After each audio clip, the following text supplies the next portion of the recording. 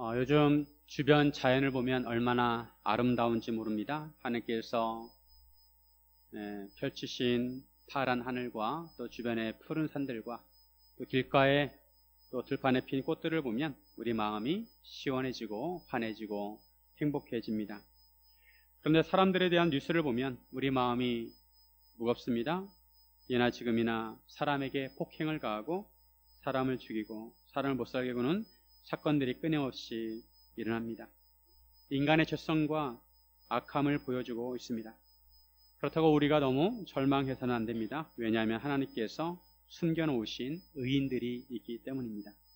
세상이 아무리 악하더라도 하나님께서는 악의 수준을 조절하십니다. 인간이 지나치게 악하면 하나님께서 그런 인간들을 심판하시고 쓸어버리십니다. 히틀러 같은 인간이 나타나서 600만 명의 유대인들을 학살할 때 결국 하나님께서 그 권력이 몰락하게 하셨습니다. 세상에 이런 악한 사람들도 있지만 하나님을 신실하게 섬기고 믿음으로 사는 사람들이 많이 있습니다. 하나님께서는 그들을 통해 세상을 움직이시고 통치하십니다. 요즘 초등학교만 하더라도 학교 폭력을 얼마나 심각하게 다루는지 모릅니다. 그전에는 아이들끼리 주먹질을 해도 애들이 크다 보면 그럴 수 있지 하고 넘어갔었는데 요즘은 학교폭력위원회가 열리고 그래도 해결이 안 되면 서로 소송을 걸기도 합니다. 이것이 오늘날의 현실입니다. 이와 같이 인생을 살다 보면 누군가로부터 이런 폭력을 당할 수도 있고 괴롭힘을 당할 수도 있습니다. 학교에서뿐만 아니라 직장이나 일반 사회에서도 마찬가지입니다. 어른들도 은근히 왕따를 시킵니다. 이것을 은따라고 합니다. 직장이나 사회에서 직급이 높다는 이유만으로 사람을 무시하고 함부로 대할 때도 있습니다. 이런 대우를 받는 사람은 너무 괴롭습니다. 직장 생활이 즐거워야 하는데 직장 가는 것이 괴롭습니다. 요즘은 인터넷에서도 괴롭힘을 당합니다. 사람들이 악플을 답니다. 특히 고난 가운데 있을 때 누군가로부터 이러한 괴롭힘을 당하면 마치 사망의 음침한 골짜기를 지난 것과 같습니다. 우리가 성도로서 이런 상황에 있거나 어려움을 당할 때 어떻게 하는지 함께 나누기를 원합니다. 첫째, 더 높은 가치를 추구해야 합니다. 사람들은 가장 소중하게 여기는 것이 있고 다른 것은 포기하더라도 결코 포기하지 않는 가치가 있습니다. 성도는 세상 사람들이 추구하는 가치보다 더 높은 가치를 추구해야 합니다. 어떤 미국 대학교에서 교수님이 학생들을 불러내어서 인생에 있어서 가장 소중한 것이 무엇이냐고 물었습니다. 미국은 다민족 국가여서 세계 여러 나라에서 온 학생들이 있었습니다. 어떤 학생은 가족이라고 말하고 어떤 학생은 물질적 풍요라고 말하고 또 어떤 학생은 자유라고 말했습니다. 만약 누군가 우리에게 우리 인생에서 가장 소중한 것이 무엇이냐고 묻는다면 우리는 무엇이라고 대답할 것인지 한 번쯤은 생각해 볼 필요가 있습니다. 내 인생에 있어서 가장 소중한 것은 무엇인가? 내가 추구하는 가장 높은 가치는 무엇인가? 하나님께서 나에게 내 소원이 무엇이냐고 물으신다면 나는 무엇이라고 대답을 해야 되는가 생각해야 합니다. 사람들은 자기가 가장 높게 추구하는 가치에 따라 움직입니다. 각 사람마다 처한 상황과 환경이 다르기에 추구하는 것이 다를 수 있습니다. 감옥에 갇힌 사람이라면 감옥에서 나오는 것이 최우선일 것입니다. 먹을 것이 없는 사람은 먹을 것을 달라고 할 것이고 많은 빚에 시달리는 사람은 빚을 갚게 해달라고 할 것입니다. 누군가로부터 쫓기는 사람이라면 쫓기는 상황을 벗어나게 해달라고 할 것입니다. 다윗은 사울 왕에게 쫓기는 삶을 살았습니다. 사울은 다윗을 잡으려고 호시탐탐 기회를 노렸습니다. 호랑이가 눈을 부릅뜨고 먹이를 노려보는 것처럼 다윗을 찾았습니다. 지난번에 다윗이 마온 황무지에 있을 때 사울 왕은 군대를 이끌고 다윗을 잡으러 왔습니다. 다행 그때 블레셋 사람들이 쳐들어와서 사울은 철수하게 되었습니다. 그러다가 이번에 또 어떤 사람이 사울에게 다윗이 엔게디 평야에 있다고 알려주었습니다. 엔게디 평야는 사회 서쪽에 있는 곳입니다. 엔게디는 새끼 염소의 우물이란 뜻입니다. 이곳은 깊은 협곡으로 이루어졌고 굴이 많은 곳이고 오아시스가 있는 곳입니다.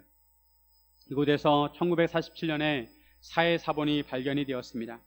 어떤 목동이 염소 새끼를 찾으려고 다니다가 굴 안에 염소 새끼가 있나 보려고 굴 속에 돌을 던졌습니다. 그런데 굴 안에서 쨍그랑 무엇인가 깨지는 소리가 들렸습니다. 그래서 그 굴 안에 들어가 봤더니 항아리 안에 두루마리 성경들이 있었습니다.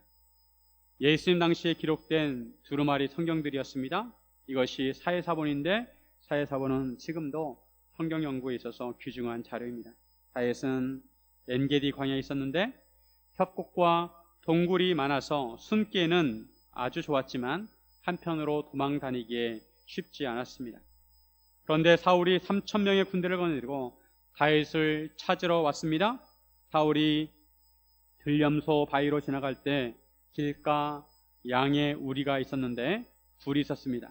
사울은 뒤를 보러 그 굴에 들어갔습니다. 뒤를 본다는 것은 용변을 본다는 것입니다. 사울은 급했는지 굴 속에 들어가 볼일을 보았습니다. 공교롭게도 그 굴 깊은 곳에 다윗과 그의 사람들이 있었습니다. 다윗의 사람들은 이것이 하나님께서 주신 기회로 생각했습니다. 4절에 보시면 다윗의 사람들이 이르되 보소서 여호와께서 당신에게 이르시기를 내가 원수를 내 손에 넘기시리니 내 생각에 좋은 대로 그에게 행하라 하시더니 이것이 그날이니이다 하니 다윗이 일어나서 사울의 겉옷자락을 가만히 베니라. 여호와께서 평소에 다윗에게 원수를 다윗의 손에 넘기실 것이고 내 생각에 좋은 대로 행하라고 하셨는데 바로 그것이 이날이라는 것입니다. 하나님께서 원수를 다윗의 손에 넘기시는 날이고 서로의 기회로 여겼습니다.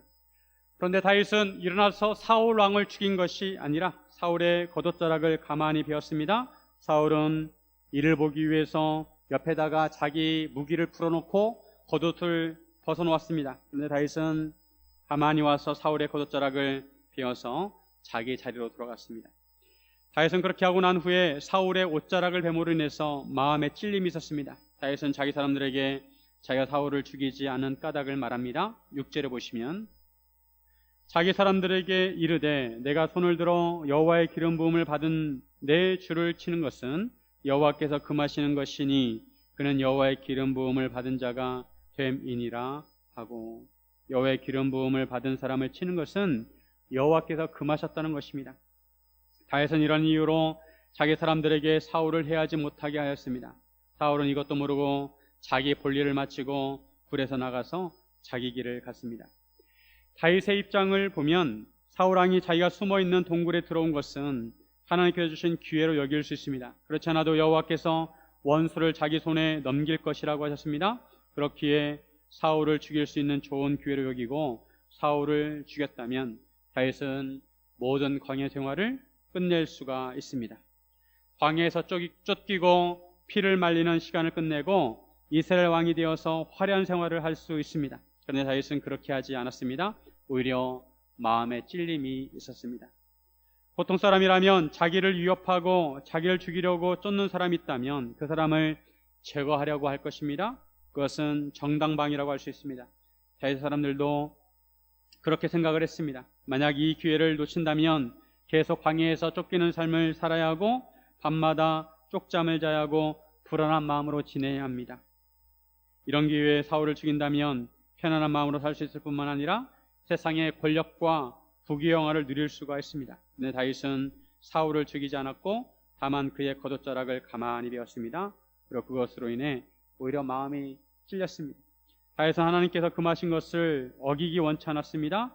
하나님께서 금하신 것을 지키고 싶었습니다. 다윗이 추구한 것은 자기의 원수를 한순간에 제거해서 자유를 얻고 세상의 권력을 얻는 것이 아니었습니다. 그보다 더 높은 가치를 추구했습니다. 하나님의 기름 부음을 받은 자로서 하나님께서 정하신 것을 지키는 것입니다. 하나님께서 금하신 것을 넘지 않으려고 했습니다. 그럼에도 사울의 옷자락을 벤 것은 하나님의 가치를 추구하는 다윗의 마음을 굽어지게 하는 것이라고 생각을 했습니다. 민수기 15장 38절 이스라엘 자손에게 명령하여 대대로 그들의 옷단 귀에 술을 만들고 청색끈을 그 귀에 술에 더하라. 하나님께서 이스라엘 백성들에게 옷단 귀에 술을 만들고 실로 된 술을 만들고 청색끈을 달아서 하나님의 계명을 기억하고 지키라고 하셨습니다. 즉 하나님의 백성임을 기억하라는 것입니다. 그런데 다윗이 사울의 겉옷자락을 벤 것은 사울의 왕복을 자른 것입니다. 사울의 왕의 직분을 잘라낸다는 것을 의미합니다. 다윗은 이런 마음을 가졌다는 것 자체가 마음에 찔렸습니다. 하나님의 가치를 추구하는 다윗의 양심이 그의 마음을 찔리게 한 것입니다.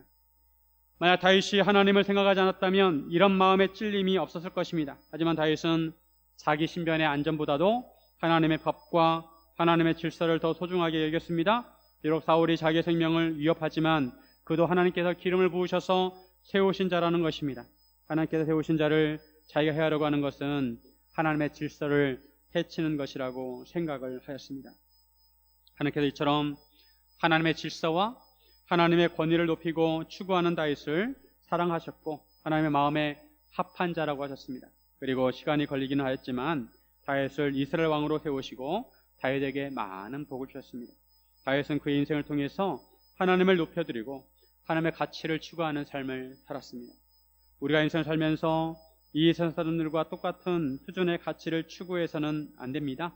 하나님을 섬기는 우리는 세상 사람들보다 더 높은 수준의 가치를 추구해야 합니다. 이것이 성도들이 존재하는 목적입니다. 우리가 하나님의 가치를 추구할 때 하나님께서 우리의 삶을 통해서 영광을 받으십니다. 우리가 가난하나 부하나 높으나 낮으나 사나 죽으나 어떤 상황이 있든지 우리 하나님의 가치를 추구할 때 하나님께서 영광을 받으십니다. 사랑하는 여러분, 더 높은 가치를 추구하시기를 주님의 이름으로 축원드립니다. 둘째, 하나님의 손에 맡겨야 합니다. 손은 권력과 힘을 의미합니다. 이런 면에서 믿음의 사람은 우리 손이 아니라 하나님의 손을 의지해야 합니다. 하나님을 믿는다는 것은 하나님께 모든 것을 맡기는 것입니다. 자기 손으로 해결하기보다 하나님의 손에 맡겨야 합니다. 사울이 굴을 나가고 난 이후에 다윗도 굴에서 나왔습니다. 그리고 다윗은 사울의 뒤에서 외쳤습니다. 내 주 왕이여 라고 외치자 사울이 뒤를 돌아다보았습니다. 다윗은 땅에 엎드려 사울에게 절을 하였습니다. 다윗에게 사울은 원수 같은 존재입니다. 하지만 다윗은 여전히 사울을 하나님께서 기름 부으신 이스라엘 왕으로 여겼습니다. 사울을 나의 주라고 불렀습니다. 그리고 예를 갖추어 절을 했습니다. 다윗은 자기는 사울에게 모반을 하거나 쿠데타를 일으키려고 하지 않았는데도 사울이 자기를 쫓고 잡으려고 하는 것이 안타까웠습니다. 다윗은 사울에 대해서 변한 것이 없습니다. 여전히 왕으로서 섬기려고 하고 사울을 위하려고 했습니다.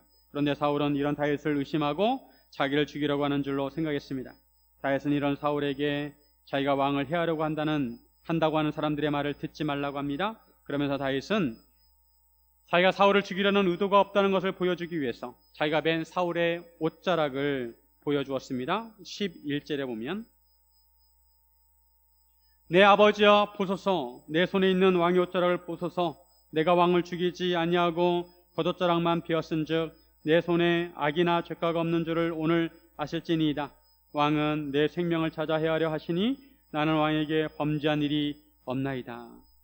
다윗은 사울을 아버지라고 부르고 있습니다. 사울은 다윗의 왕이면서 장인이었습니다. 다윗은 자기 손에 있는 사울의 옷자락을 보여주면서 자기가 왕을 죽일 수 있었지만 죽이지 않고 겉옷자락만 베었다고 합니다. 이것은 다윗에게 사울을 죽일 의도가 없다는 것을 보여주는 것입니다. 다윗은 사울에게 자기에게 왕권을 뒤엎으려는 악이나 죄가 없는 것을 보여주고 싶었습니다. 자기는 왕에게 범죄한 일이 없다는 것입니다. 그러므로 자기에 대해서 오해하지 말라는 것입니다. 또한 다윗은 여호와 하나님께 모든 것을 맡겼습니다. 12절에 우리 같이 한번 읽습니다.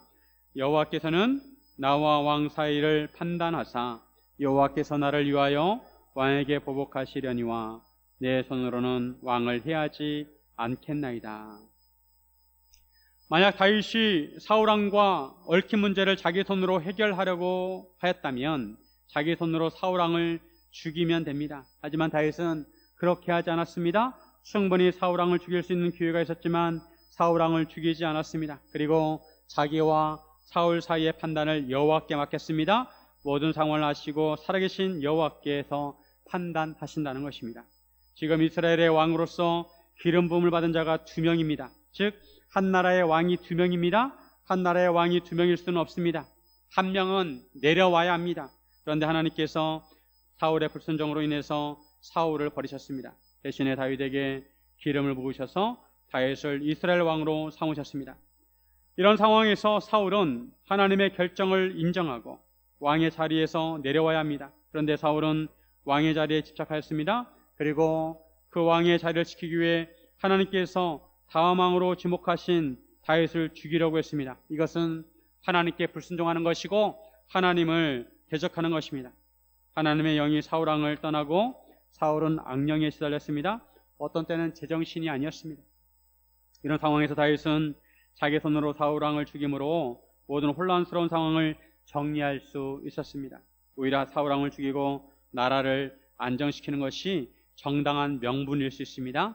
하지만 다윗은 자기가 판단하지 않겠다고 합니다. 자기가 보기에 이스라엘 왕이 자기를 쫓는 것은 죽은 개나 벼룩을 쫓는 것처럼 하찮은 일이라고 하였습니다. 다윗은 모든 판단을 재판장이신 여호와께 맡겼습니다. 여호와의 손에 맡겼습니다. 15절 그런즉 여호와께서 재판장이 되어 나와 왕 사이에 심판하사 나의 사정을 살펴 억울함을 풀어주시고 나를 왕의 손에서 건지시기를 원하나이다 하니라. 누가 보더라도 다윗은 왕에게 범죄하지 않았는데도 사울이 다윗을 죽이려고 하는 것은 부당한 일이었습니다. 다윗 입장에서는 억울하였습니다. 마음만 억울한 것이 아니라 하루하루 생명의 위협을 받으면서 광야에서 고생하며 지내야 했습니다. 그러면서 다윗은 이 모든 것의 판단을 여호와께 맡기고 여호와 하나님께서 해결해 주실 것을 믿었습니다. 다윗은 좀 노골적으로 표현을 합니다. 하나님께서 자기와 사울왕 사이를 심판하셔서 자기 사정을 살피시고 억울함을 풀어주시고 자기를 사울의 손에서 건져주기를 원한다고 하였습니다. 다윗은 억울한 일을 당했습니다. 순간순간 어려움을 겪고 있습니다. 사람이 이런 상황에 처하면 하나님을 믿는다고 하더라도 그 어려움에서 벗어나고 억울한 일을 해결하기 위해서 수단 방법을 가리지 않습니다. 그런데 다윗은 인간적인 방법이나 자기 손으로 해결하려고 하지 않고 모든 것을 하나님께 맡겼습니다. 하나님의 손에 맡겼습니다.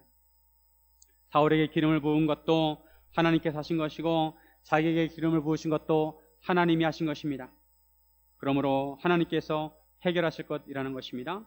다윗은 하나님께서 해결하실 때까지 기다렸습니다. 보통 사람은 다윗과 같은 상황에 처하면 사울을 묵상하면서 어떻게 하면 복수할 수 있을까 일을 갈 것입니다. 마음에 화가 치밀어 오를 것입니다. 내가 얼마나 충성을 다해서 어떻게 왕을 섬겼는데 나를 못 잡아먹어서 안달을 하는 걸까 생각할 것입니다. 기회가 되면 속이 시원하게 복수를 하고 싶을 것입니다. 뿐 아니라 하나님을 원망할 수도 있습니다.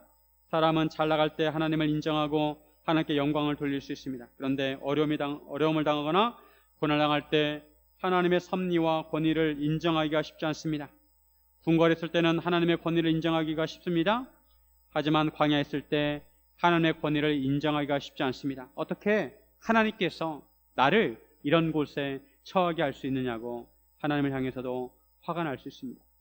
흔히 하나님에게 화가 나면 자기를 데려가 달라고 합니다. 요나처럼 자기 뜻대로 되지 않으면 차라리 죽는 것이 낫다고 하면서 하나님께 자기를 데려가 달라고 합니다. 이것은 하나님께서 주신 인생과 환경을 더 이상 인정할 수 없고 살고 싶지 않으니까 하나님을 협박하는 것입니다.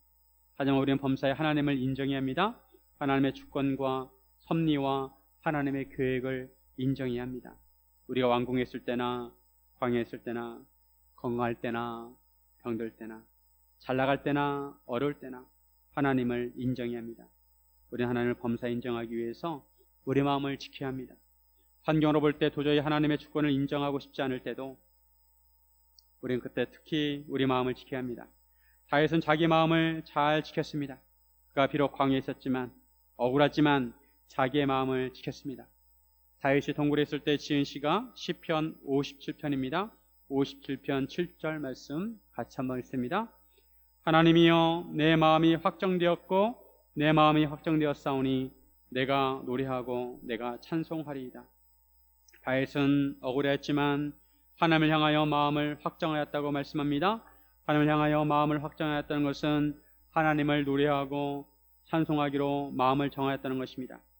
하나님에 대한 믿음이 흔들리지 않는다는 것입니다. 그러면서 다윗은 이렇게 찬송하였습니다. 57편, 시편 57편 9절과 10절에 보면 무릇 주의 인자는 커서 하늘에 미치고 주의 진리는 궁창에 이르나이다. 하나님이여 주는 하늘 위에 높이 들리시며 주의 영광이 온 세계 위에 높아지기를 원하나이다. 하나님의 인자가 커서 하늘에 가득하다는 것입니다. 다윗은 지금 광야에서 초라한 차림으로 고백하고 있습니다. 하지만 하나님의 영광이 온 세계에 가득하기를 원했습니다. 주는 하늘 위에 높이 들리시며 주의 영광이 온 세계에 높아지길 원하나이다. 다윗은 억울한 일을 당하면서도 하나님을 인정하였고 모든 것을 하나님의 손에 맡겼습니다. 신약에서도 억울한 일을 당할 때 악인에 대해서 직접 복수하기보다 하나님께 맡길 것을 말씀합니다. 디모데후서 4장 14절에 불의 세공업자 알렉산더가 내게 해를 많이 입혔음에 주께서 그 행한 대로 그에게 갚으시리니 너도 그를 주의하라. 그가 우리 말을 심히 대적하였느니라. 사도 바울은 구리 세공업자 알렉산더에게 해를 많이 받았습니다. 하지만 그에 대한 처분을 사도 바울이 직접 해결한 것이 아니라 주님께 맡겼습니다. 로마서 12장 19절 내 사랑하는 자들아 너희가 친히 원수를 갚지 말고 하나님의 진노하심에 맡기라. 기록되었으되 원수 갚는 것이 내게 있으니 내가 갚으리라고 주께서 말씀하시니라. 주님께서는 우리 손에 피를 묻히기를 원치 않습니다. 원수 갚는 것을 주님께 맡기기를 원하십니다. 우리가 인생을 살다 보면 억울한 일을 당할 때가 있습니다. 그럴 때는 속에서 화가 치밀어 오르고 잠도 잘 오지 않고 심하면 불면증과 우울증에 시달릴 수도 있습니다. 가능하면 우리 손으로 속 시원하게 해결하고 싶어 합니다. 하지만 우리는 그럴 때 우리의 마음을 확정하고 모든 일을 주님의 손에 맡길 수 있어야 합니다. 우리 손으로 해결하면 우리 수준에서 해결하는 것입니다. 하지만 우리가 하나님의 손에 맡기면 하나님의 수준에서 해결하시는 것입니다. 그러므로 우리는 우리의 손이 아니라 하나님의 손에 맡기고 하나님을 기쁘시게 해드리면 됩니다. 하나님을 기쁘시게 해드리면 하나님께서 해결해 주실 것입니다. 사랑하는 여러분, 모든 것을 전능하신 하나님의 손에 맡기시기를 주님의 이름으로 축원드립니다.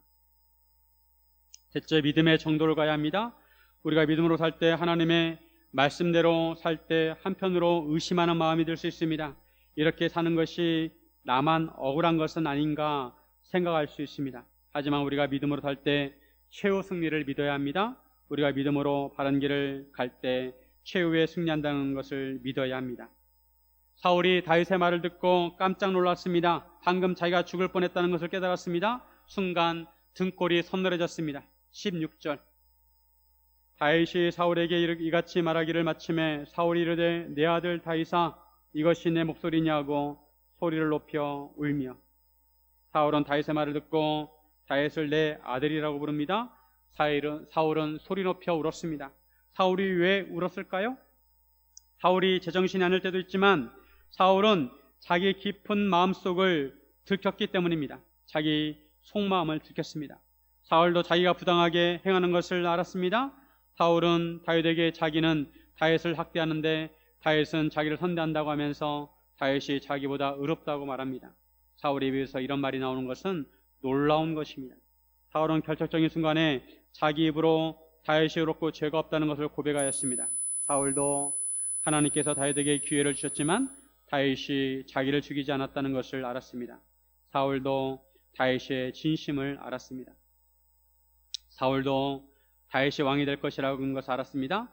하지만 사울은 지금까지 그것을 인정하기 싫어하였고 왕의 자리에서 내려오지 않으려고 발악을 하였습니다. 20절에 보면 보라 나는 내가 반드시 왕이 될 것을 알고 이스라엘 나라가 내 손에 견고히 설 것을 아노니.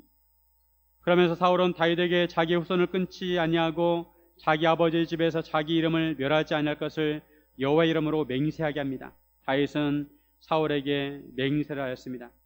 인간적으로 보면 다윗이 순진한 것 같고 세상 사람들이 보면 한심해 보일 수 있습니다. 지금 누가 누구를 걱정하느냐는 것입니다.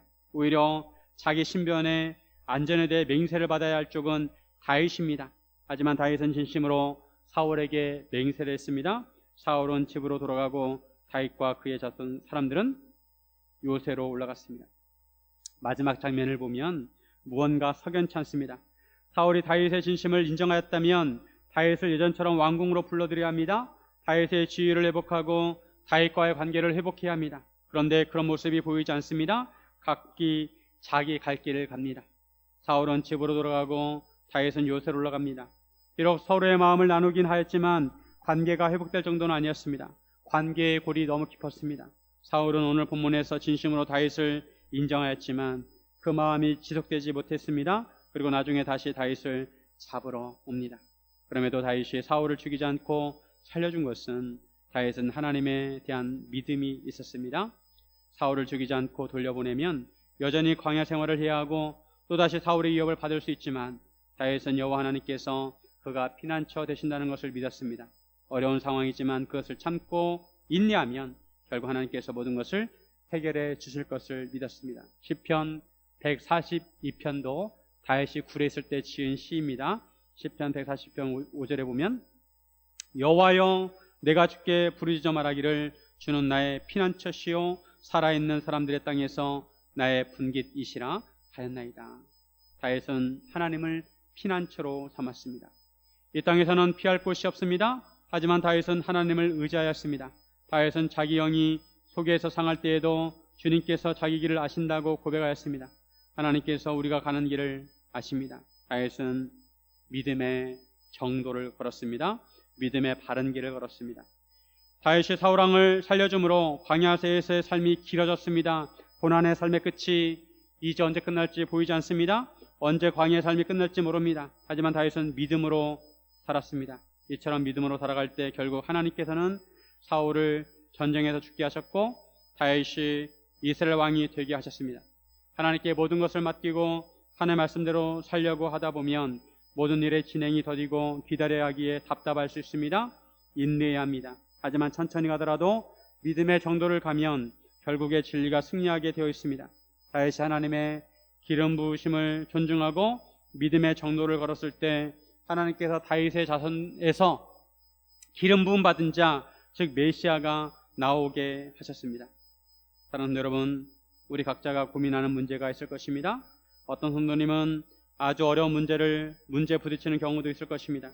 그 문제를 해결해 나갈 때 내 손으로 해결하면 쉽고 빨리 끝낼 수 있습니다. 다만 남을 속여야 하고 하나님께서 보시기에 부끄러운 방법일 수 있습니다. 그럴 때는 다시 한번 생각해야 합니다. 하나님께서는 나중에 다 결산하십니다. 우리는 다윗처럼 믿음의 정도를 걸어야 합니다. 하나님의 손에 모든 것을 맡기고 더 높은 가치를 추구해야 합니다. 그것이 답답하고 더디고 기다리게 할지라도 결국 하나님께서 우리의 마음을 다 아시고 인도해 주실 것입니다. 이것이 믿음의 삶입니다. 멀리 돌아가는 것처럼 보여도 믿음의 정도를 가면 그것이 지름길이 될 것입니다. 나는 나 자신을 위해서 살지 않고 하나님을 위해 살겠다고 결단하고 하나님을 믿음으로 살겠다고 마음을 정해야 합니다. 그리고 잠잠히 하나님의 인도하심을 기다려야 합니다. 하나님께서 만드신 파란 하늘과 푸른 산들과 아름다운 꽃들을 보면 아름답습니다. 하지만 하나님의 말씀과 하나님의 법과 하나님의 계획을 따라 사는 삶은 더 아름답습니다. 쉽지 않지만 원수까지도 사랑하고 내가 부족하더라도 섬기는 삶을 살아가고 광야에서 전지전능하신 하나님을 믿고 믿음의 정도를 걸어갈 때 하나님께서 영광 받으시고 온 우주에 하나님의 영광이 충만하게 될 것입니다. 사랑하는 여러분, 모든 것을 하나님의 손에 맡기시고 믿음으로 사시기를 주님의 이름으로 축원드립니다. 우리 함께 기도하겠습니다.